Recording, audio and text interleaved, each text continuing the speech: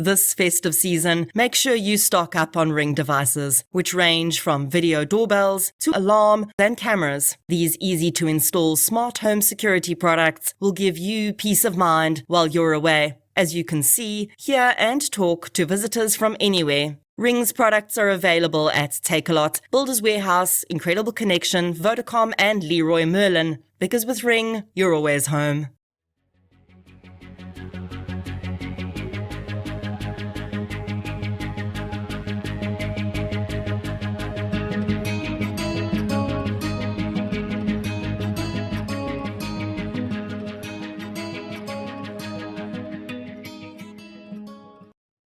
It happens in an instant. Before he can understand what's happening, the masked man is on her. She falls, he runs, and the awful truth of what the driver has just seen hits him.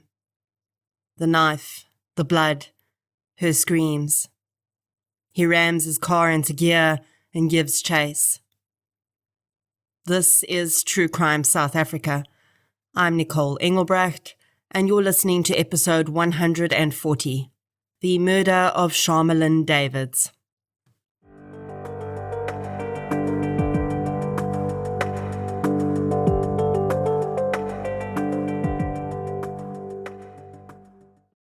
This episode is sponsored by We Filmed a Zoo on the Dreamstream platform. Ever wondered what goes on behind the scenes at Joburg Zoo? Dreamstream has collaborated with Joburg Zoo friends to create We Filmed a Zoo. This weekly show documents what's happening at the Johannesburg Zoo. The show was created to help raise funds for the important projects the zoo regularly undertakes. The family-friendly content is a perfect way to keep the kids occupied while helping to contribute to the well-being of the animals. We Filmed a Zoo is just one of the shows exclusively produced for the Dreamstream platform to help raise funds for various causes. The Dreamstream app is available on Android. iPhone users can access it via their mobile-friendly site. You can sign up for a free 1-month trial without entering any card details up front. It's super easy to access We Filmed a Zoo, along with the other content available on the Dreamstream platform. A short how-to video is available on their YouTube channel, dream.stream.za, or engage with them via their website, dreamstream.co.za. To see promos of We Filmed a Zoo, as well as some of the other awesome content, visit and follow Dreamstream's social media platforms on Facebook, Instagram, TikTok, or YouTube. A huge thank you to We Filmed a Zoo and Dreamstream for their support of True Crime South Africa. Since 2019, True Crime South Africa has been telling the stories of the victims of violent crime in South Africa. The podcast is independent. That means no big or even little corporates fund it. And that's just the way I like it. And it's the only independent podcast in South Africa that consistently charts in the top 10. Keeping a podcast like this going is time-consuming, and for the most part, it remains a one-woman process. It's me. I'm the one woman. You, yes you, are the reason this podcast continues to flourish and help bring in tips on missing person and cold cases. If you'd like to help keep the show running, please consider supporting our sponsors, signing up to Patreon or PayPal, follow the show on the socials, as the kids say, and share it with your fellow partners in crime. You can find our social links and learn more about our sponsors at True Crime South Africa/donate. Shout out to this week's Patreon and PayPal superstars.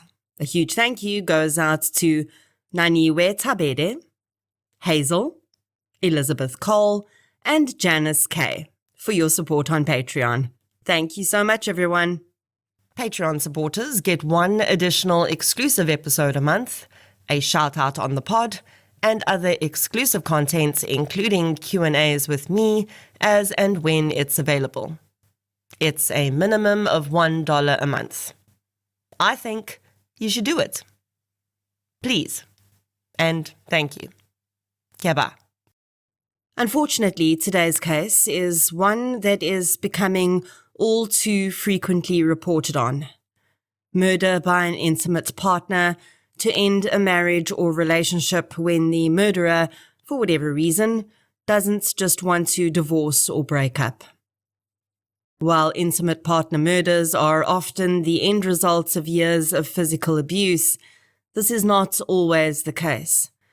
And often people around the couple will be completely surprised when the relationship degenerates into murder, as was the case here.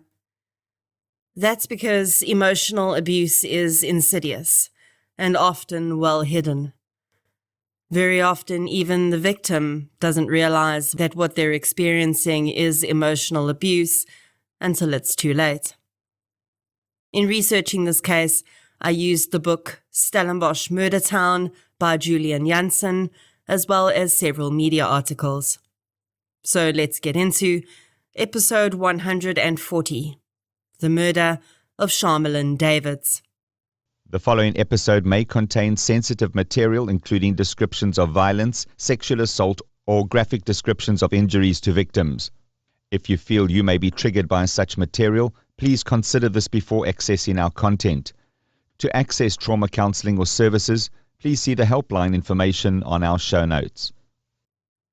Charmelin Davids was born Charmelin Adams to her mom Rita. Her mom raised her and her brother Denver as a single mom and worked hard to support the family on her wages as a cleaner at a church in Dalsig near Stellenbosch. Charmelin was born prematurely at 7 months into her mom's pregnancy, and doctors initially didn't hold out much hope for the infant. But she proved to be a fighter and pulled through and was able to come home. But that would only be the beginning of her health woes as a child. Charmelin contracted meningitis as a child, and although the illness would often be deadly for such a young child, and Charmelin was hospitalized for a long time, and even blind and paralyzed temporarily at one point, the tenacious young girl pulled through.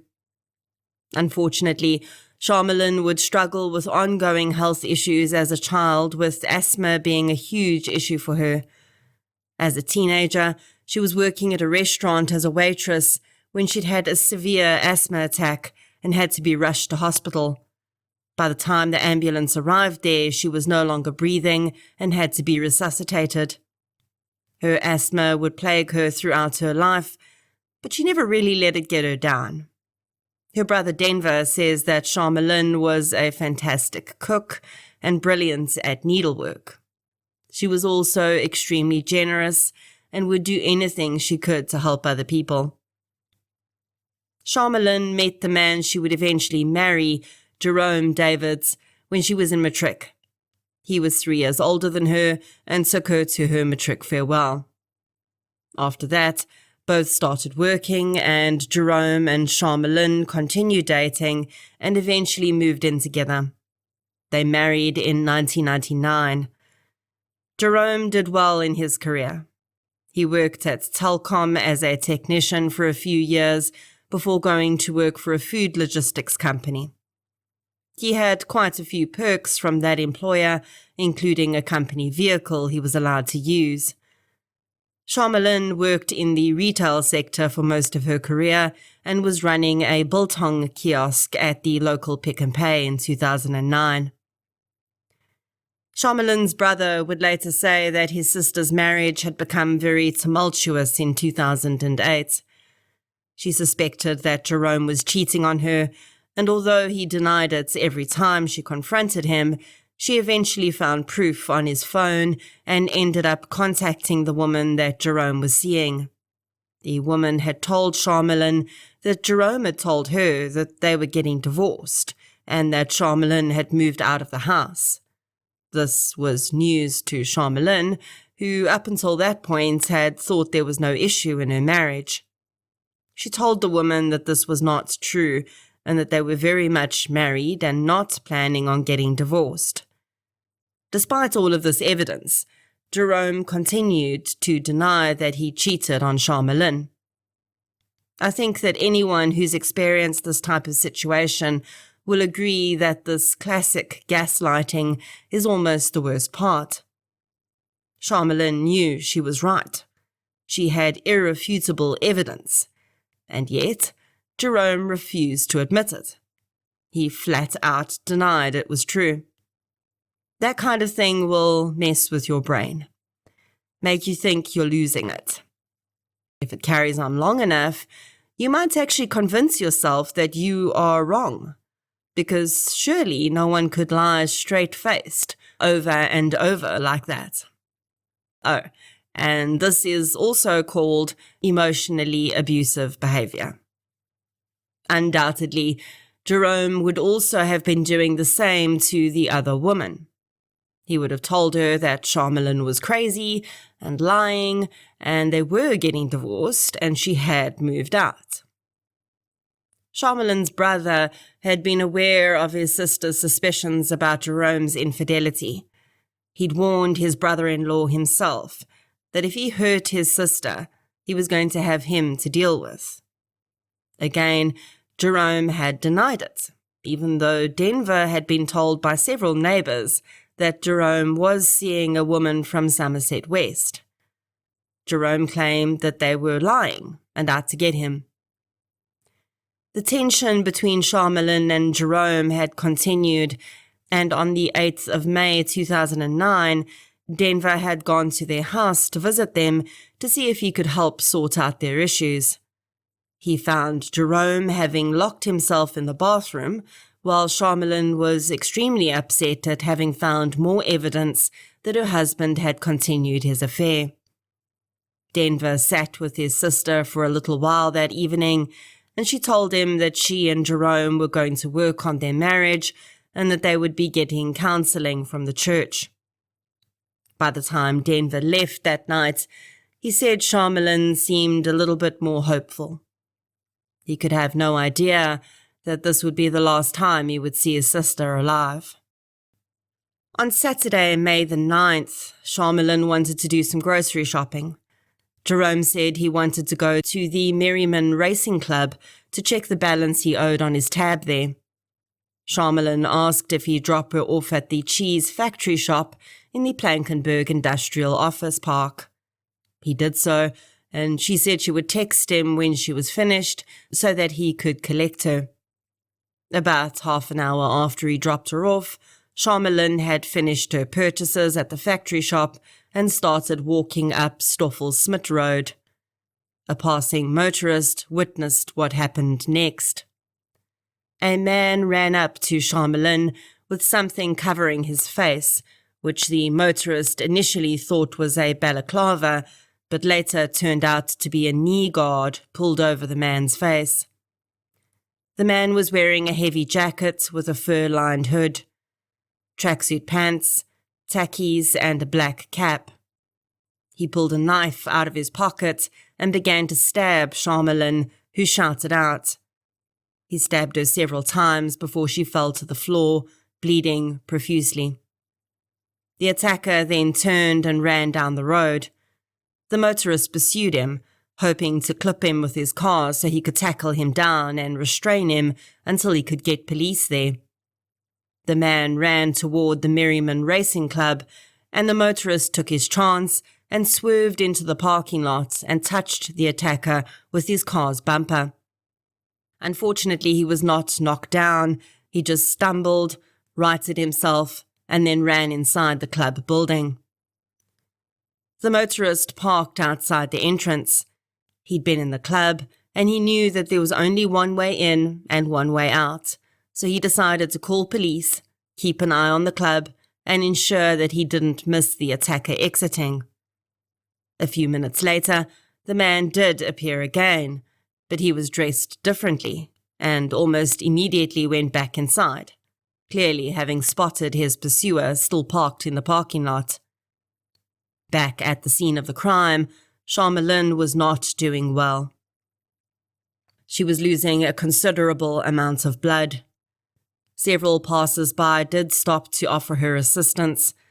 Although Charmelin struggled to speak, she managed to give one of the women present Jerome's cell phone number, and the woman called him and explained that someone had been stabbed and he needed to come to the scene. Jerome told the woman he was on his way. 2 doctors who'd been passing by also stopped, and at 18 minutes past noon, they realized that Charmelin was losing blood too quickly for her heart to keep up, and they started heart massage. Now, I'll just break in here and say that I couldn't find any indication of whether an ambulance had been called by anyone, and if so, who and when. There is a report of an ambulance being called much later by police, and although I would assume someone had phoned an ambulance, Charmelin was assisted by these 2 doctors for almost half an hour with no sign of an ambulance arriving. Jerome arrived on the scene and dropped to his knees beside his wife. He then got up and said he was going to go home and drop off his company bakkie. He mentioned to someone on the scene that he couldn't take her to the hospital in his bakkie because his employer's rules around company vehicles were that they weren't allowed to transport non-employees in the vehicle. Now, I'll address this here because I think we're all raising an eyebrow at this. I don't know about you, but if my spouse is bleeding to death on a pavement and there's no sign of an ambulance, following company car etiquette is going to be the last thing on my mind. Also, the mere fact that he was there in his company car meant that if that was indeed a rule, he had already breached it because he dropped his wife off at the cheese shop in it. But I digress. And Jerome left his dying wife on the pavement with a crowd of strangers around her and drove home. Sadly, despite the efforts by the bystanders, the doctors present declared Charmelin dead at 12:35. She had lost far too much blood, and there was absolutely nothing more that could be done for her. It would be another 25 minutes until a police officer arrived on the scene. At 1 p.m., a constable from Stellenbosch police station arrived and summoned an ambulance, a photographer, and pathology services. The constable then discovered that there was a motorist who had chased down the attacker. Yes, the poor man was still parked outside the Merriman Club, guarding the exit. The officer waited for his backup to arrive and then went to the club where he met the motorist. The man immediately told the officer that the attacker had really not seemed like he was a street criminal. He'd been very well dressed and clean. The man accompanied the officer inside the club to see if he could identify the man, but he couldn't find him. Upon searching the toilets, they found one with the window wide open and clothing scattered on the floor. It seemed clear that the attacker had changed clothes in the cubicle and then escaped through the bathroom window, which is why the witness hadn't seen him. The man identified the clothing laying on the floor as the items that the attacker had been wearing when he'd stabbed Charmelin. This included a blue thermal jacket, black tracksuit pants, black and white tackies, a blue knee guard, and yellow gloves. Inside the pockets of the jacket was a fruit knife covered in blood. The blade was engraved with the brand Richardson Sheffield Limited. In the other pocket was a note written on an old lotto ticket, which read, "I want took money now or you're dead." The officer gathered the evidence and the witness's details so that he could get a full statement from him. Then he returned to the scene where his colleagues and pathology services were collecting evidence and waiting to remove Charmelin's body.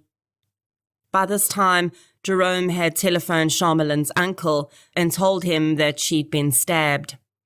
Her uncle arrived on the scene shortly afterwards and found that Jerome was not there.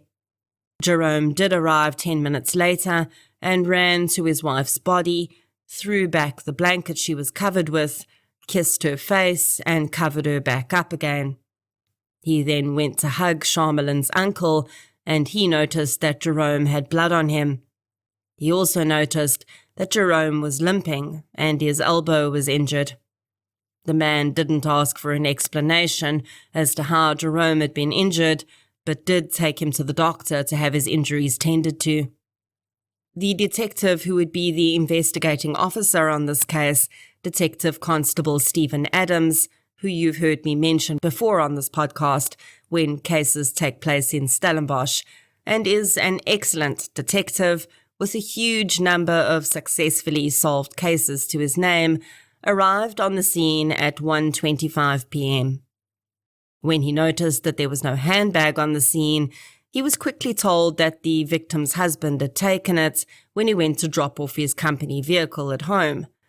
The whole company vehicle story immediately stood out to Adams, who couldn't see the urgency of the man rushing to take the vehicle home when his wife was dying. Of course, this was only the very beginning of the investigation, and he certainly couldn't jump to any conclusions at that point. Denver was understandably completely shocked when he discovered that his sister had been murdered.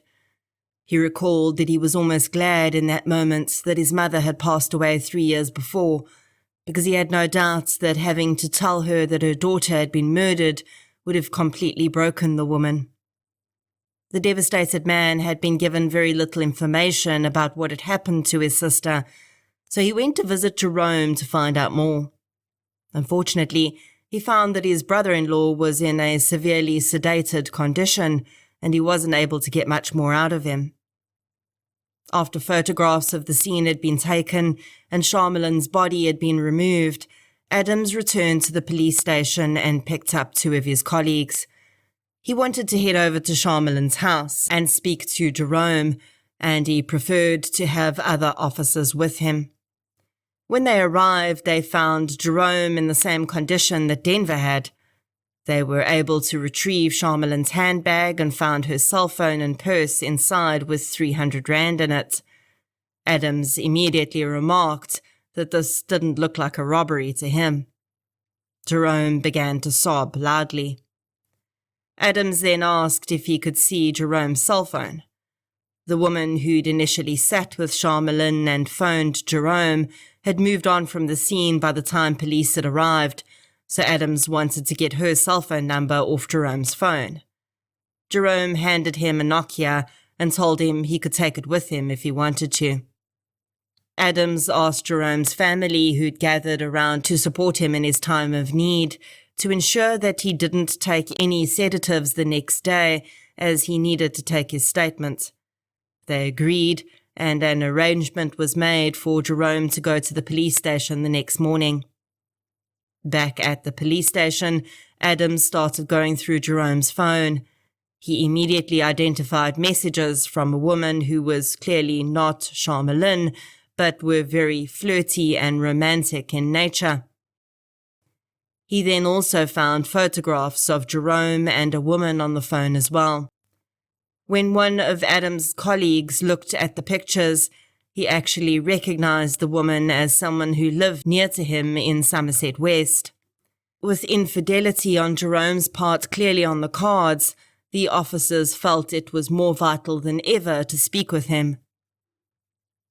The next day, as arranged, Jerome Davids was brought into the police station by his family. He was also accompanied by Denver, Charmelin's brother, who hoped to be able to glean some more information about his sister's murder from the officers.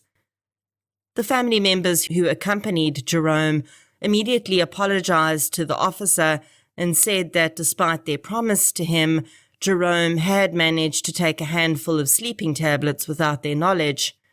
He was clearly in no state to be interviewed, so Adams instructed them to take him to a doctor immediately to ensure that he hadn't overdosed. He asked Denver to stay behind.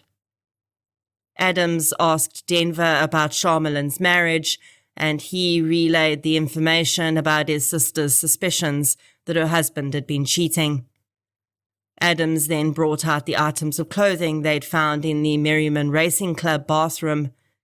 He laid each item out on the table one by one, and asked Denver if he could identify these items as belonging to anyone he knew.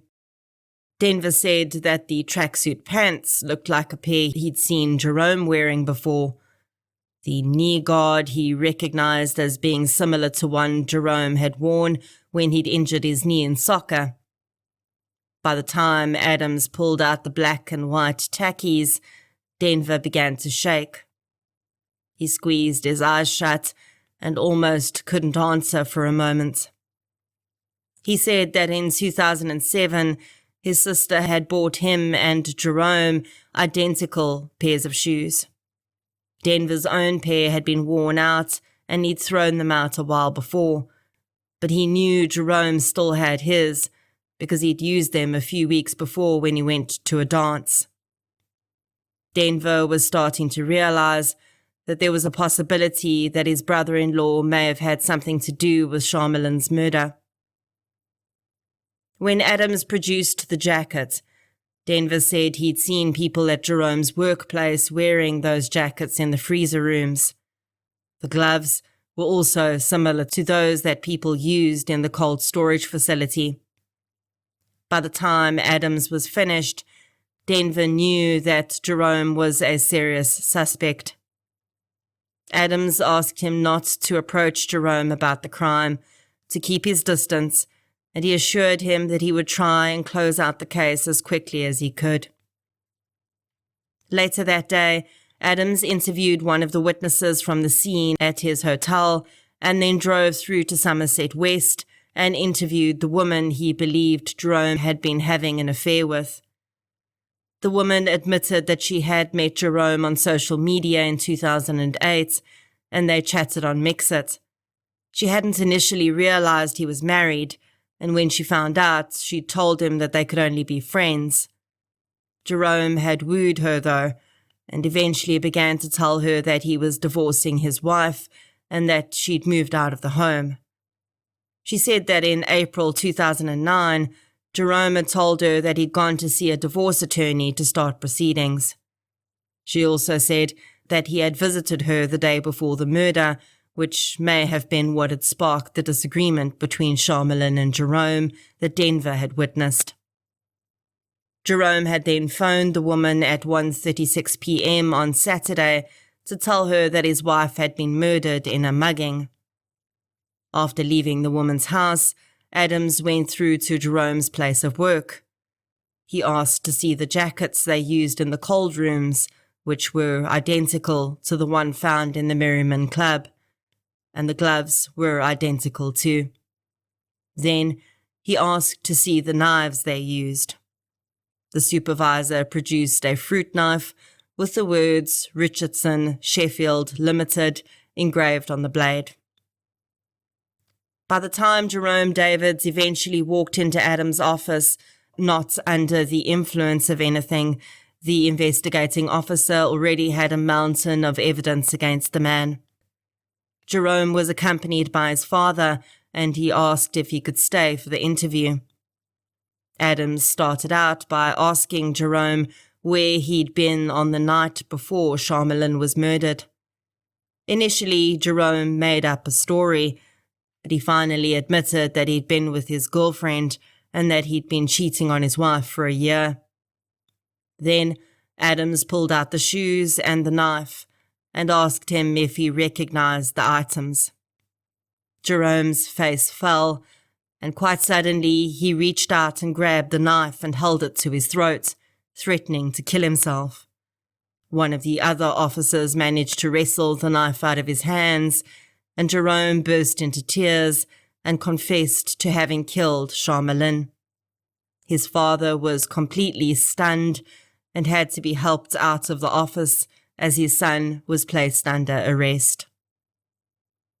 Jerome Davids would be held in the Stellenbosch prison until his trial proceedings could begin, but with the swift arrest having occurred, there was still a few pieces of the puzzle to put together. On the Monday after her murder, Charmelin's autopsy was conducted. The pathologist found a stab wound of 22 millimeters deep below her clavicle, which had likely been the biggest contributor to her death. The wound had penetrated her lung and her heart. There was also a 10mm deep stab wound to her left upper arm. Adams was also able to find a doctor who had treated Charmelin for a major depressive episode, which she had reported had been as a result of marital problems. Jerome Davids gave a full confession to his wife's murder, in which he admitted that he had been having an affair and he had planned his wife's murder for at least 2 weeks. In detail, he explained how he had dropped Charmelin off and then gone to the Merriman Club, where he'd parked his company bakkie. He had changed into the items he'd brought with him in the toilet, and then when he got the message from Charmelin to say she was finished and she was walking up the road toward the club, he walked out into the road, pulled the knee guard over his face, put the cap on, and started out. He'd then come up behind her and she'd spun around to face him. He said he didn't know if she'd recognized him. He'd wanted to stab her in the back and had become unsettled when she was facing him and she started to cry out for him to stop. He'd planned to plant the note he'd written on her and steal her bag to make it look like a robbery, but he'd become afraid when he saw a passing car slow down and ran away instead. The limp he'd developed was from being hit by the car, and the wound on his elbow was from squeezing out of the bathroom window. He claimed that he was very remorseful for killing his wife. Jerome's case was transferred to the High Court, and he begged her family for forgiveness and asked to be allowed to attend her funeral. Understandably, her family refused. At the end of January 2010, Jerome was transferred to Pollsmoor Prison to await his trial, which started on Friday, the 5th of February 2010. Jerome entered into a plea agreement with the state and gave a guilty plea in exchange for a reduced sentence. Rather than a life sentence, which he undoubtedly would have received, the family agreed to a 25-year sentence. He was handed down his sentence on what would have been Charmelin's 37th birthday. Despite providing a full confession, there was still one thing that remained unanswered, at least in any meaningful way. Of course, it's not entirely uncommon for people to kill their spouses rather than divorcing them when they're having extramarital affairs, but that is usually when there's also some financial element which makes divorce unattractive to the murderer. In some situations, it's simply a matter of culture in which the person feels they will be looked down upon if they divorce, but for the most part it has to do with not wanting to split finances or that the murderer may actually profit from their partner's death through a life policy or inheritance of some sort. In this case, though, there was none of that. The Davids were a working-class couple. There were no life policies in place, and a divorce likely wouldn't have resulted in a major financial loss to Jerome because Charmelin was working and likely wouldn't attract any spousal maintenance payments, and they didn't have any children or own any property together. Police did find quite a few expensive presents that Jerome's girlfriend had bought him, so it was possible that he'd seen that relationship as a financial boon for him that he didn't want to lose. But he would never confirm either way exactly why he didn't just divorce Charmelin. Denver would tell author Julian Janssen several years later that in the months after his sister's murder, he'd been approached by a woman who'd worked at a local clothing store and told that his sister had put a pack of clothing on lay-by at the store, which she hadn't collected before her death. When Denver had collected the clothing, it turned out to be baby clothing. As there was no one else in the family or in Charmelin's friends that they knew of that was pregnant at the time or had an infant, the family arrived at the conclusion that Charmelin herself had been pregnant, perhaps in the very early stages, and had not yet told her family. Now, If this is true, it would fit what we see with a lot of domestic violence murders, where the risk of a partner being murdered by an abusive person increases tremendously when they fall pregnant.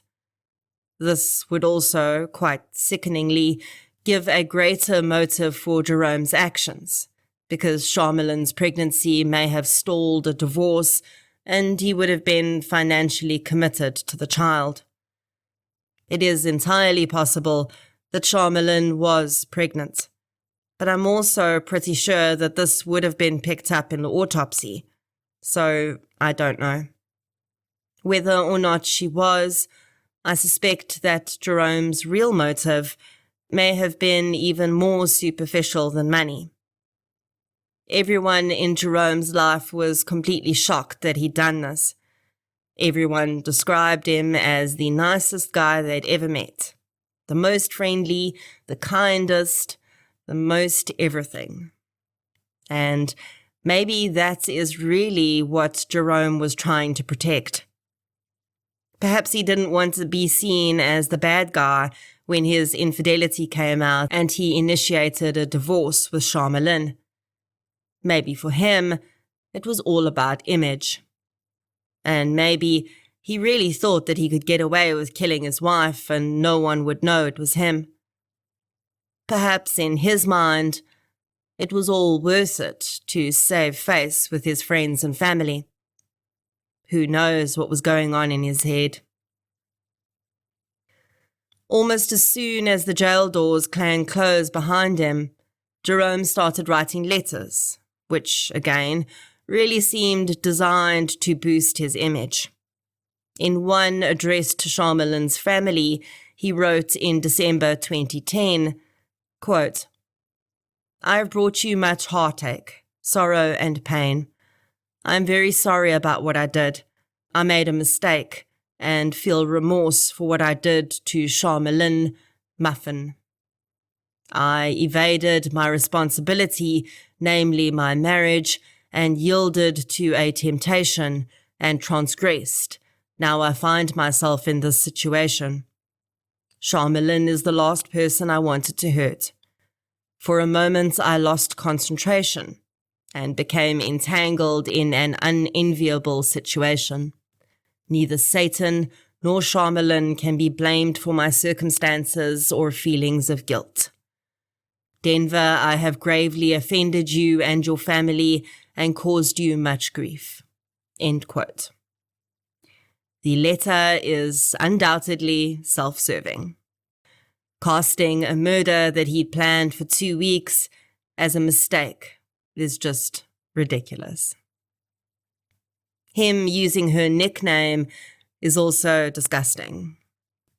Speaking of names, I must mention that although I usually prefer to revert to maiden names when the victim has been murdered by their spouse, because I believe murderers do not deserve the honor of having these women bear their names, I only do this with the agreement of the victim's family, and I was not able to get in touch with Charmelin's family to confirm that they would support this, so I have not reverted to her maiden name here. Denver had said that they would be satisfied to accept the plea deal that had been put on the table because they felt Jerome serving 25 years would be a fair sentence. Unfortunately, that would not be what happened. Because he didn't receive a life sentence, at the halfway point through his 25-year sentence, the Department of Correctional Services contacted Denver to advise him that the man was eligible for parole. The family entered into a victim-offender dialogue, and they were told that they would be informed when Jerome's parole hearing date was set so that they could make representation. But that did not happen. Instead, in March 2023, Charmelin's family heard through the community grapevine that Jerome had been released on the 20th of February 2023. They were understandably irate and spoke with journalists from Netwerk 24 to express their anger at how they'd been treated by DCS and the fact that they'd not been given the opportunity to represent Charmelin at the parole hearing. The family did not receive any communication from DCS, but on the 8th of March, Jerome's family would get a shocking visit. Jerome had been living with his sister as part of his parole conditions when, without notice, 2 DCS officials arrived at their door and took Jerome Davids back into custody. 3 weeks after his release, he was taken back to Drakenstein prison without any explanation. His family would speak to journalists in July of this year and explain that they still had not been given any indication why he'd been taken back into custody or what the next steps would be. The DCS spokesperson told the media that the only reasons an offender would be taken back into custody was if they'd committed a crime or if they'd broken their parole conditions. According to Jerome's family, he had been guilty of neither, and they said that they'd eventually been told that Jerome's parole decision had been taken under review in light of Denver's statements, and Jerome's parole would be looked at afresh to give the victim's family an opportunity to make representation. I've honestly never heard of that happening before, and I know of many families who have not been included in parole processes, and those offenders were never taken back into custody. But I guess you never know. Either way, it appears that Jerome Davids is back behind bars, and he will be assigned a new parole hearing date. This is really one of the oddest intimate partner murders I think I've covered on this podcast. But I think it's perhaps also one we can learn the most from. I think I see it as strange because there didn't seem to be any obvious build-up or clear benefit for the perpetrator. But perhaps therein lies the point. That is how dangerous people can be. And of course, we don't know what was happening behind closed doors, and the emotional abuse and blatant gaslighting was clearly bad, so there could have been more of a progression than appears on the surface. It just seems so random. Like Jerome just decided one day that murder was a viable option, that it was somehow better than taking it on the chin and getting a divorce. I have to think that there are things we don't know. Perhaps about his own finances. Maybe he'd gambled himself into a lot of debt. But still, so random. We like warning signs. People ask me all the time in interviews, what are the warning signs? What can we look out for? How do we know someone close to us is dangerous? And of course, our answer was all the known things that we do know often come up with a progression to intimate partner violence. But then there's Jerome. Jerome, who was the nice guy, who absolutely no one, including Charmelin, saw coming. Charmelin Davids, rest gently.